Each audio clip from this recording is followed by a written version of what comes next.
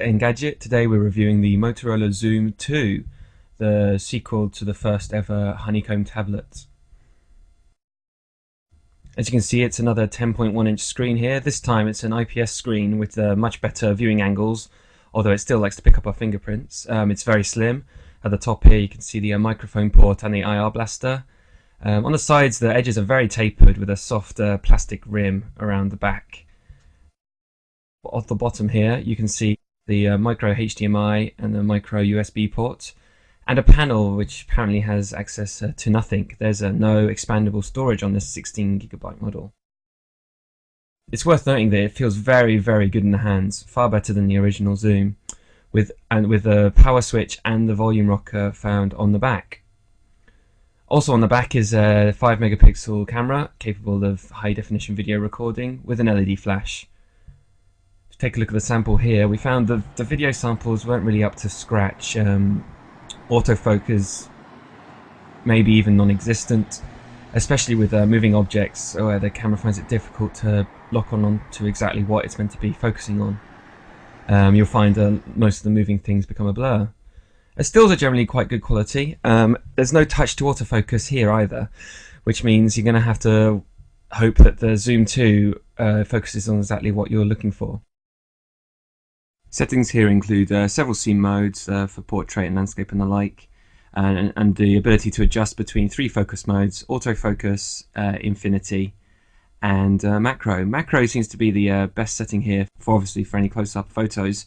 We found focus here was pretty good at picking up on what we wanted it to. You were able to adjust exposure and the size of the picture, and a few fun color modes like a negative and black and white. Going back to the software, the Xoom 2 arrives with Android 3.2, that's Honeycomb, the latest version, although we've been told by Motorola to expect Ice Cream Sandwich some point next year. It's very slick, very smooth, especially compared to when the original Xoom launched.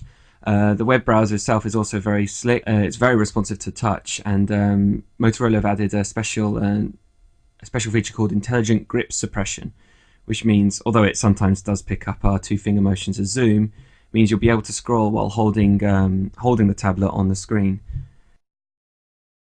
Unlike the Motorola Droid Razr, there's thankfully not so much bloatware on the Xoom 2.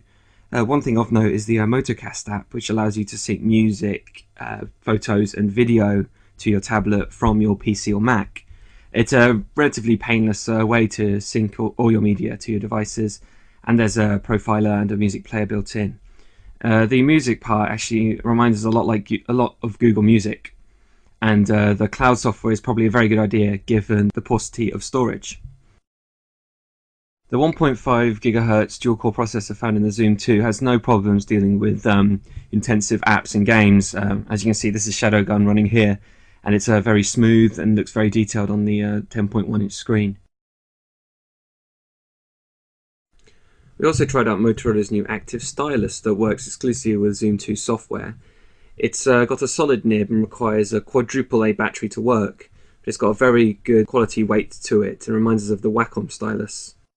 Software includes floating notes, the app you can see running here, which allows you to make annotations on top of any apps or the web browser that you're using. Sadly, you won't be able to annotate screen grabs or anything like we've seen on the HTC Flyer, but nonetheless the stylus is very responsive and is a welcome addition for anyone who still likes their notes handwritten. And as you can see, it's pretty good at ignoring your wrist or fingerprints on the screen. The Xoom 2 is an improvement on the original in almost every way. Aside from the technical improvements, including the faster processor, there's now a greater variety of apps available for Honeycomb tablets, while the build quality is reassuringly solid, slim, and confident. The oddly shaped corners really do make a difference when handling the tablet for an extended period of time, and although it did seem oddly more comfortable in the portrait position than it did horizontally. Xoom 2 is available now in the UK, priced at around £400 or $620, and looks likely to appear in the US with an LTE radio intact on the Verizon branding. You can check out the full review at